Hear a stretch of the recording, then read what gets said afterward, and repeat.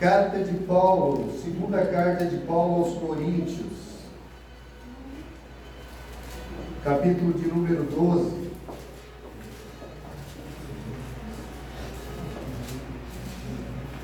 Segunda carta de Paulo aos Coríntios,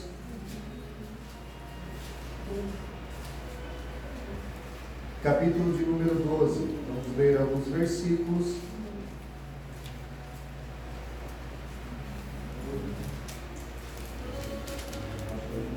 Amém, igreja? Aleluia. E a palavra do Senhor nos diz assim: em verdade, que não convém gloriar-me, mas passarei as visões e revelações do Senhor. Conheço um homem em Cristo que há 14 anos, se no corpo não sei, se fora do corpo não sei, Deus o sabe, foi arrebatado ao terceiro céu. E sei que tal homem, se no corpo ou fora do corpo, não sei, Deus o sabe. Foi arrebatado ao paraíso e ouviu palavras inefáveis, de que ao homem não é lícito falar. Deu assim me gloriarei eu, mas de mim mesmo não me gloriarei, senão nas minhas fraquezas. Porque se quiser gloriar-me, não serei nécio, porque direi a verdade, mas deixo isso para que ninguém cuide de mim mais do que em mim vê ou de mim ouve. E para que não me exaltasse pelas excelências das revelações, foi-me dado um espinho na carne, a saber, o mensageiro de Satanás, para me esbofetear a fim de não me exaltar. Acerca do qual 3 vezes orei ao Senhor para que se desviasse de mim. E disse-me: a minha graça te basta, pois que o meu poder se aperfeiçoa na fraqueza. De boa vontade, pois, me gloriarei nas minhas fraquezas, para que em mim habite o poder de Cristo, pelo que sinto prazer nas fraquezas, nas injúrias, nas necessidades, nas perseguições, nas angústias, por amor de Cristo, porque quando estou fraco, então sou forte. Amém? Aleluia. Amados, quando o apóstolo Paulo, ele pede ao Senhor que o Senhor o livre de um mal que o está assolando, que o livre de algo que o fazia sofrer, ele, em contrapartida, ouve do Senhor uma frase, né, que fica bem destacada aqui: a minha graça te basta. Essa frase, como a gente leu, Deus fala a Paulo, Deus se revela a Paulo quando ele estava rogando ao Senhor por alguma perseguição. Nós não sabemos o que afligia Paulo naquele momento, mas para que a gente possa entender essa frase, isso que a gente leu aqui, a gente precisa entender o conceito todo do capítulo 12 da carta aos Coríntios, da segunda carta aos Coríntios. Paulo, aqui é uma continuidade da defesa de Paulo contra os falsos apóstolos da época. Nessa época, a igreja de Corinto, ela fazia mais ou menos uns 3 anos que ela tinha sido fundada por Paulo. E Paulo estava no seu último ano de ministério em Éfeso. E chega aos ouvidos de Paulo que a igreja de Corinto estava se corrompendo. Chegam muitas notícias ao ouvido de Paulo e pouquíssimas notícias boas. A Bíblia fala assim que a igreja de Corinto foi uma igreja muito abençoada por Cristo, muito abençoada por Deus, com dons, com boas obras. Só que em determinado momento da caminhada dessa igreja, a igreja começa a perder o foco daquilo que Deus havia designado para aquela igreja. Então chega aos ouvidos de Paulo que algo de errado estava acontecendo naquele lugar. E a igreja estava passando por por problemas doutrinários, como se nós formos continuar lendo as cartas, a gente vai ver como a falta de ordem no culto, todos falavam em língua ao mesmo tempo, ninguém interpretava, tinha a falta de conduta dos membros dessa igreja estava muito grande.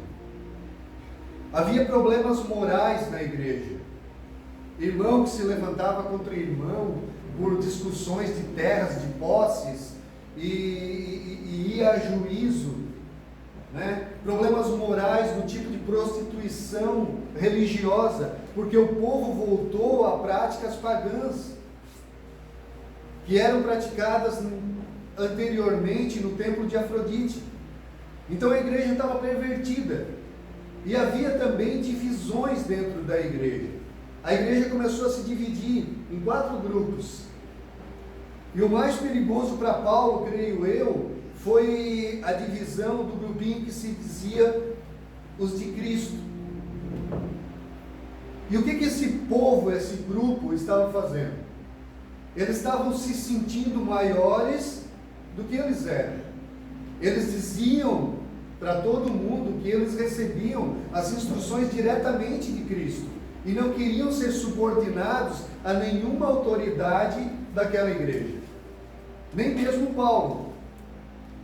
Eles diziam: não, nós recebemos a nossa orientação diretamente de Cristo, não há ninguém acima de nós a não ser Cristo.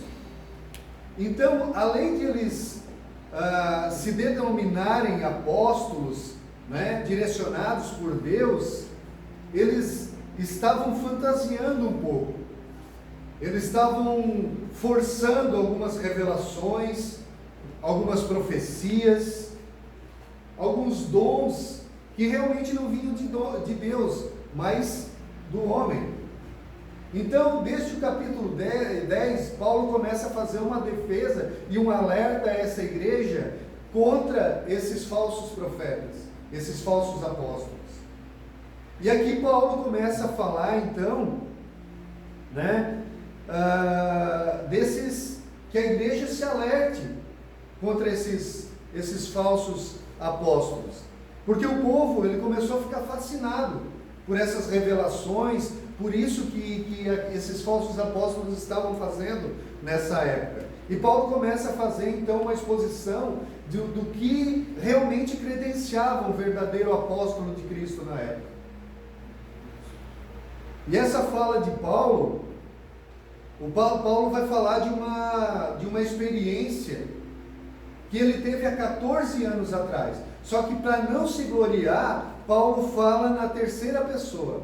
Paulo fala o quê? Que existiu um homem que há 14 anos atrás teve revelações.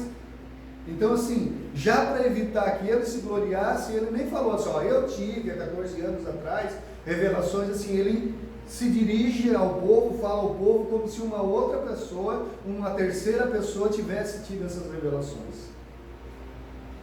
E aí, no meio dessas exposições, Paulo faz uma afirmação bem difícil de entender, né? Lá no final, Paulo vai dizer assim, ó: porque quando sou fraco é que sou forte. Só que atrás dessas palavras de Paulo existem grandes coisas, grandes ensinamentos que a gente pode trazer para a gente hoje. E Paulo vai dizer, né? E para não me soberbecesse com a grandeza das revelações, foi-me posto um espinho na carne, mensageiro de Satanás para me esbofetear, a fim de que não me exalte. Por causa disso, 3 vezes pedi ao Senhor que afastasse de mim. Muita gente até hoje fica cogitando, fica supondo o que era esse espinho na carne de Paulo. Mas a verdade é que ninguém sabe. A Bíblia não revela. Eu tenho minha opinião. Eu assisti o filme de Paulo há algum tempinho atrás, eu e o pastor assistimos, um filme muito lindo, por sinal, recomendo que os irmãos assistam. E eu tenho a minha opinião do que seria o espinho na carne de Paulo.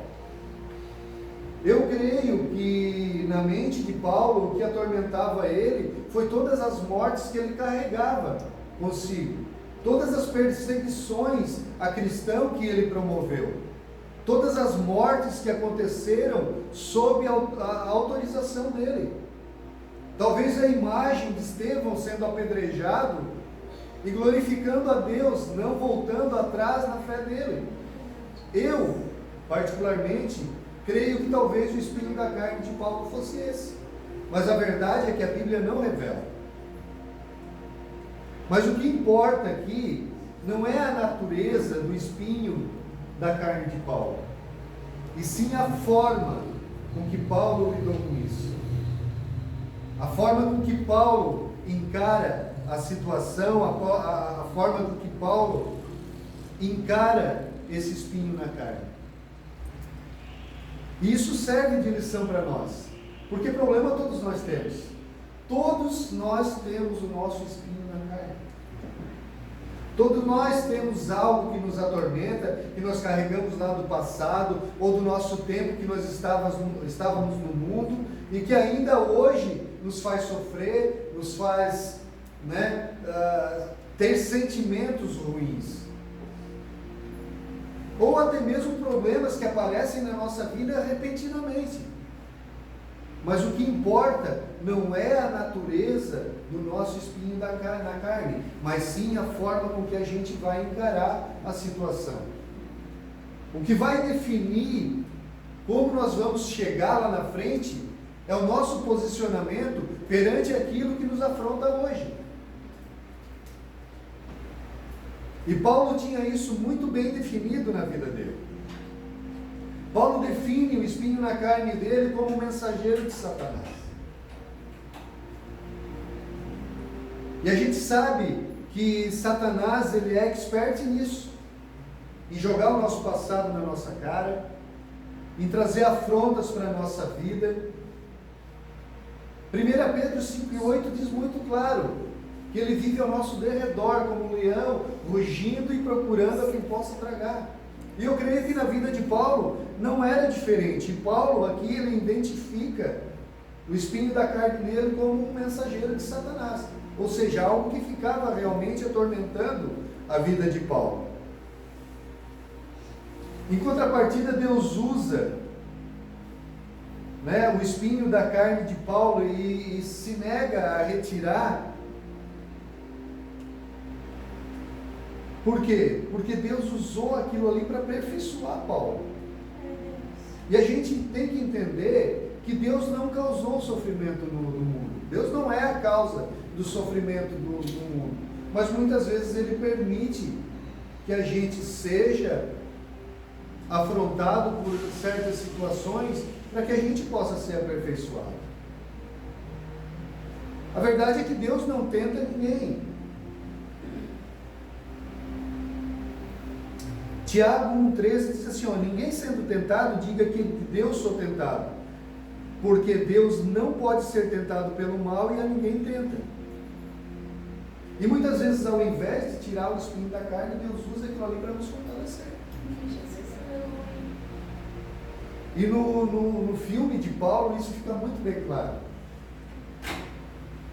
Então, muitas vezes a gente tem que entender que a gente precisa passar por certas situações, a gente precisa encarar os males da vida de frente, para que a gente possa ter um crescimento espiritual. A gente não pode interpretar os problemas como um desprezo de Deus na nossa vida. A gente não pode pensar assim, eu estou passando por isso porque Deus está me castigando. Eu estou passando por isso porque Deus me esqueceu. Não. Os problemas existem. E nós temos que aprender a conviver com eles. Muitas vezes o nosso espinho na carne é fruto de algo que a gente fez lá atrás. E hoje nós sofremos as consequências por causa disso. Então nós temos que internalizar que todos nós temos o nosso espinho na carne. Mas a forma com que nós lidamos com ele é que vai definir como nós vamos caminhar daqui para frente. Deus pode sim usar algumas calamidades para assolar certas pessoas, para chamar a atenção e trazer elas de volta para o centro da vontade dele. E também pode usar para doutrinar os seus filhos. porque a gente às vezes precisa de um estalo, de um puxão de orelha. Hebreus 12, 5 diz assim, ó: e vos já esqueceste da exortação que argumenta convosco como filhos? Filho meu, não desprezes a correção do Senhor, e não desmaieis quando por eles forem repreendidos, porque o Senhor corrige o que ama, e açoita qualquer que recebe por filho. Se suportais a correção, Deus vos trata como filhos, porque filho a quem o pai não corrige? Mas se estáis sem disciplina, do qual todos são feitos participantes, sois então bastardos e não filhos. Se nós somos corrigidos por Deus, é porque Ele nos ama. Amém, Jesus. Aleluia. Deus usou o sofrimento na vida de Paulo. E quando Deus recusa tirar o espinho da carne da vida de Paulo, Ele oferece uma explicação a Paulo. O que Deus vai dizer? A minha graça te basta, porque o meu poder se aperfeiçoa na fraqueza. Glória a Deus. Ou seja, Deus está dizendo para Paulo assim, ó: Paulo, eu não preciso tirar isso da tua vida, porque senão tu vai esquecer de onde tu veio. Tu tens que entender que a minha graça é suficiente para ti. No grego, no original grego, é justamente isso que ele está dizendo, assim, ó: a minha graça é suficiente para ti. Convive com isso que tu tens hoje na tua vida, convive com o teu espinho na carne, porque a minha graça é suficiente para ti. Eu te fortaleço. A minha força, o meu poder vai se aperfeiçoar na tua fraqueza. E o que Deus quis dizer com isso aqui? Quanto mais tu diminuir, quanto mais tu ficar pequenininho, mais o meu poder cresce em ti. Aleluia. Mais forte tu vai ficar. Mais espiritual tu vai ser. Aleluia.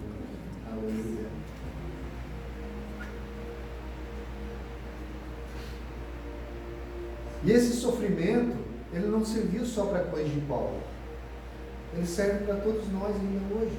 Essas palavras que Deus fala para Paulo, Ele fala para todo cristão hoje. Ei, vai passar. Está sofrendo? Mas a minha graça te basta. Está sofrendo? Mas eu estou contigo. Porque a graça contradiz o merecer. Né, Diego? Se fosse ao contrário, ela não seria graça. Se Paulo lá no passado ele se julgava autossuficiente, ele aprendeu a ser dependente. Paulo tinha tudo para se gloriar. Por quê? Porque ele era o doutor da lei, ele era mestre da lei. Então, com certeza, em algum determinado momento da vida de Paulo, ele se julgava o cara. Ele se ensoberbeceu. Só que ele teve um encontro com Cristo.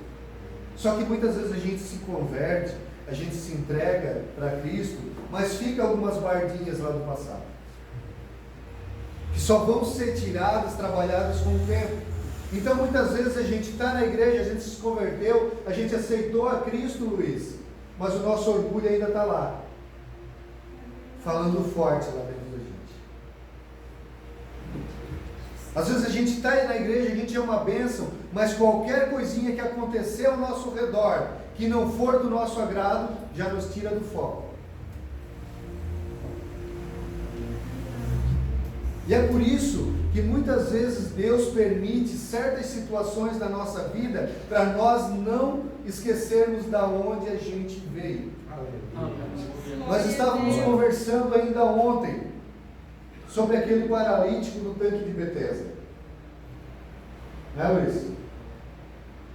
E quando Jesus cura aquele homem, o que ele diz para ele?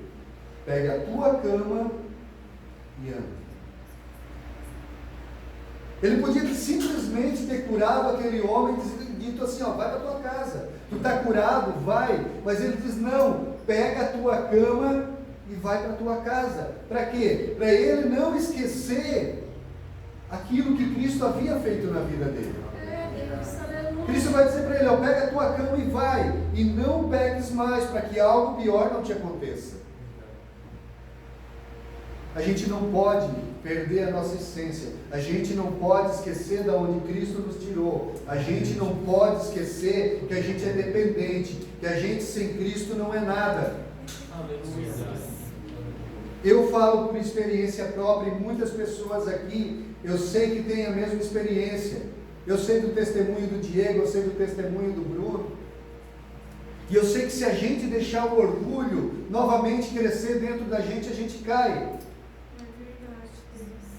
Porque a tendência do ser humano é isso, é ser orgulhoso, é ser autossuficiente. Só que quando a gente se julga autossuficiente, a gente quebra a cara. Deus permitiu o espinho na carne de Paulo, para que Paulo não esquecesse da onde ele veio, da onde Jesus o tirou. Aleluia. Deus amou a Paulo, mas ele permitiu o sofrimento na vida de Paulo. E não foram poucos sofrimentos. Paulo foi açoitado, Paulo foi apedrejado, Paulo foi preso, sofreu 3 naufrágios. Mas por amor a Cristo ele continuou pregando o Evangelho, porque ele tinha ciência da onde Cristo o tirou. Aleluia. Aleluia. Quando nós somos autossuficientes, a gente tende a esquecer de Deus. Quando tudo está certinho na nossa vida, a gente tende a esquecer de Deus. É realidade. Quando tudo está bem na nossa vida, quando eu tenho dinheiro, quando eu tenho casa, quando eu tenho carro, quando meus armários estão cheios, quando a minha vida social está boa, a minha vida familiar, o meu casamento estão a mil maravilhas, a gente tende a esquecer de Deus. Só que quando a coisa aperta, automaticamente a gente se volta para quem? Quem é que a gente lembra? Ah, meu Deus. Então é por isso que Deus muitas vezes não tira o espinho na carne. Deus deixa algo para que a gente possa lembrar da nossa dependência dele. Aleluia. Para a gente possa lembrar que a gente tem que diminuir para que ele cresça. Tem horas que a nossa inteligência não basta, nossos recursos financeiros não bastam, os nossos amigos não bastam. Porque eu posso ser inteligente, eu posso fazer 1000 coisas, mas se Deus não estiver comigo, as coisas não andam. Eu posso ter recursos financeiros, eu posso comprar muitas coisas com o meu dinheiro, mas se eu não tiver Deus no meu coração, eu vou ter um vazio que não vai ser preenchido com nada.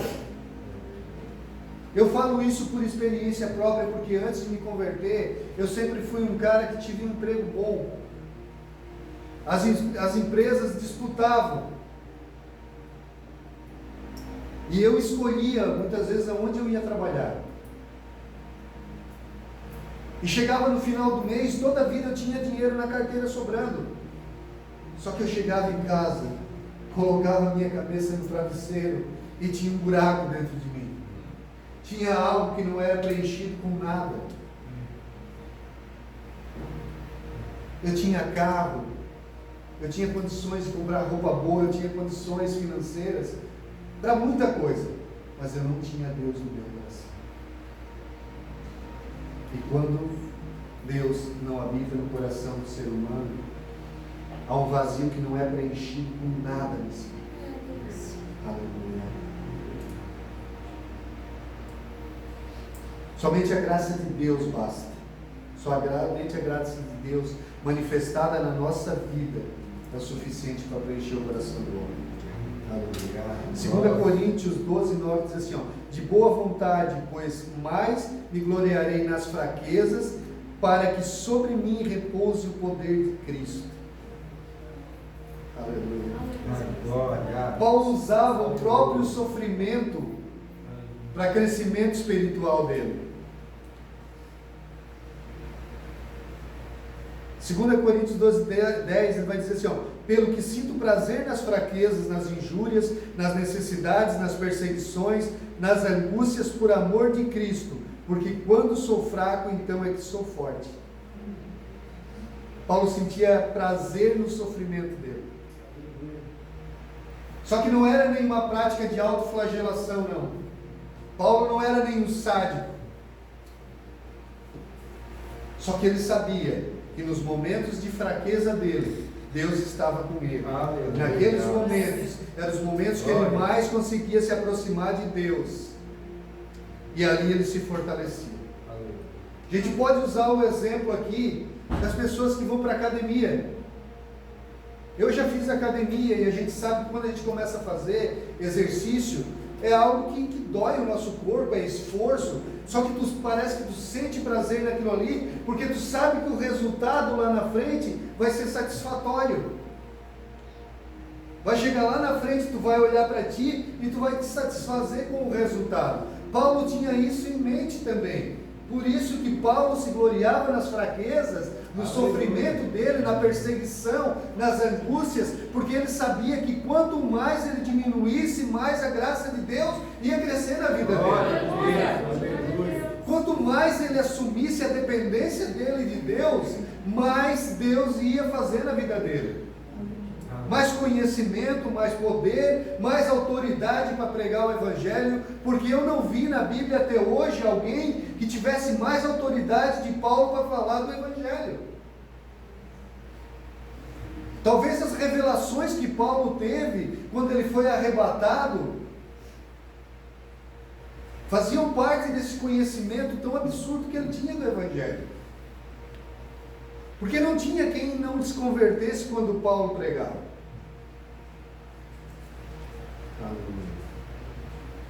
E Tiago vai falar a mesma coisa. Tiago, capítulo 1, versículo 2, diz assim, meus irmãos, tende por motivo de toda alegria de passardes por várias provações, sabendo que a provação da vossa fé, uma vez confirmada, produz perseverança. E a perseverança deve ter ação completa, para que sejais perfeitos e íntegros e nada deficientes.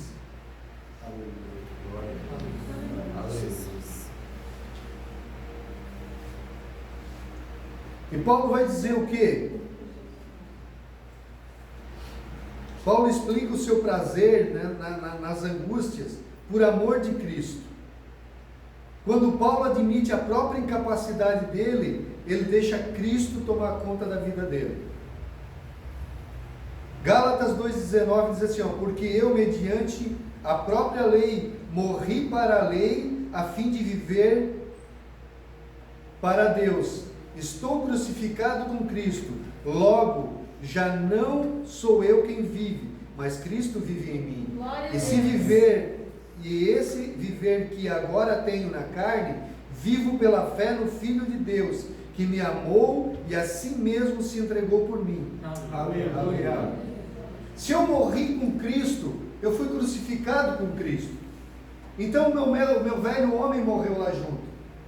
E se eu renasci com Cristo, então eu renasço nova criatura. Então, se o Cristo vive em mim, eu tenho que ter o caráter de Cristo. Se Cristo vive em mim, eu tenho que ter o amor de Cristo dentro de mim. Se Cristo vive em mim, eu tenho que viver numa conduta condizente a que Cristo tinha. Aleluia. Se eu morri com Cristo e renasci com Ele, e Cristo vive em mim, então o caráter de Cristo tem que ser resplandecido em mim. As pessoas têm que me reconhecer pelo caráter de Cristo. Eu não posso ser uma pessoa volátil, que uma hora eu estou aqui e está tudo bem, só que a partir do momento que o irmão me olha meio atravessado, ou fala uma palavra ríspida para mim, eu já chuto o balde. Se eu morri com Cristo, meu velho homem morreu lá na cruz. Se eu nasci de novo em Cristo, o caráter de Cristo tem que habitar em mim. A minha conduta, os meus atos, aquilo que eu faço, tem que ser condizente com aquilo que Cristo nos ensinou aqui nessa terra. Glória, aleluia. Se o caráter de Cristo habita em mim, eu tenho que externar o amor de Cristo aos meus irmãos. Se o caráter de Cristo habita em mim, eu tenho que estender a minha mão para o irmão quando ele está caído.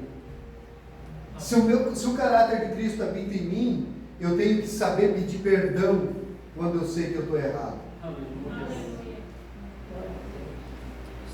E quando nós estamos na presença de Deus, o próprio Espírito Santo de Deus que habita em nós nos alerta e nos avisa: ó, você fez algo errado, vai lá, pede desculpa para o teu irmão. Porque a nossa intimidade com Deus faz isso, faz com que o Espírito Santo de Deus seja o nosso alerta. Aleluia. Santo.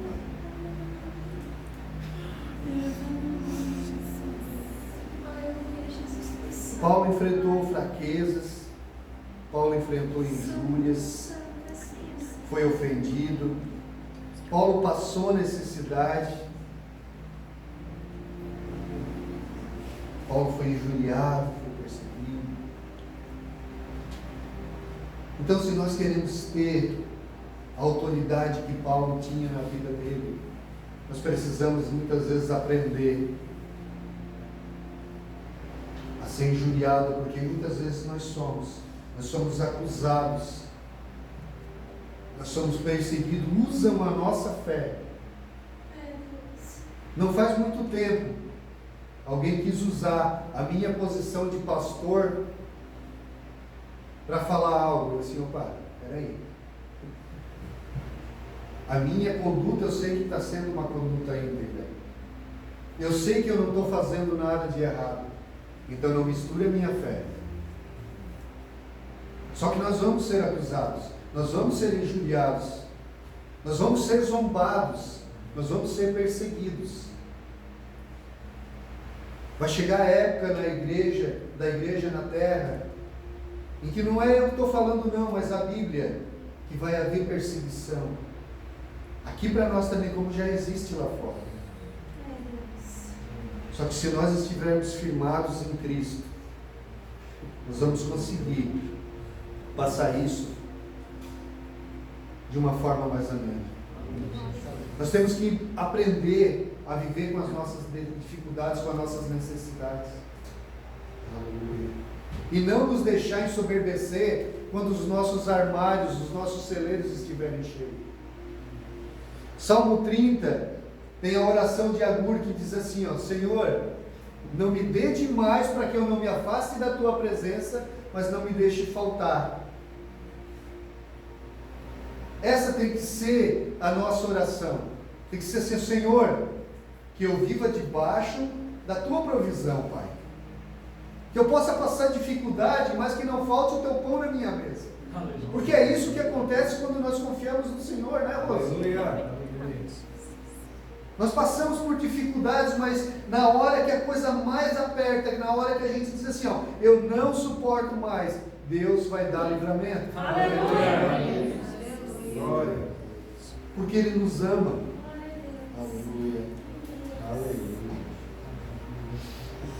Muitas vezes existem muitas pessoas que justificam: ah, eu saí da igreja porque eu estava sendo perseguido, porque eu estava passando por muita prova. E Jesus não disse que ia ser fácil, não. Quer vir após mim?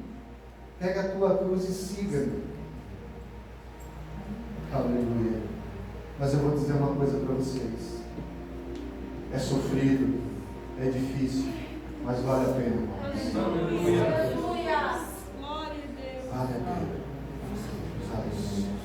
Então que nessa noite a gente possa entender que os servos de Deus também sofrem, que os servos de Deus também são perseguidos, que todos nós temos e teremos um espinho na carne, aquilo que nos machuca, aquilo que nos faz sofrer, mas que isso sirva para nos fazer ser mais humildes, para que nós possamos ser mais dependentes de Cristo a cada dia, porque quanto mais eu diminuo, mais eu me fortaleço em Cristo. E aí nós entendemos a frase de Paulo: porque quando estou fraco, então é que estou forte. Aleluia. Quantas vezes eu saí da minha casa para vir para a igreja de arrasto, e chegou aqui, Deus me usou para orar por alguém ser curado, para pregar uma palavra, para dar um alerta para alguém. Então que nós possamos entender que quando nós nos julgamos fracos, quando nós achamos que não tem mais saída, aí é que o Senhor renova as nossas forças. Porque daí o poder da graça dele vai se manifestar nas nossas vidas. E nós vamos entender que só a graça dele nos basta. Não somos nós, não é a força do meu braço, mas sim o Espírito Santo que habita em cada um de nós. Amém, igreja? O louvor pode se colocar ali.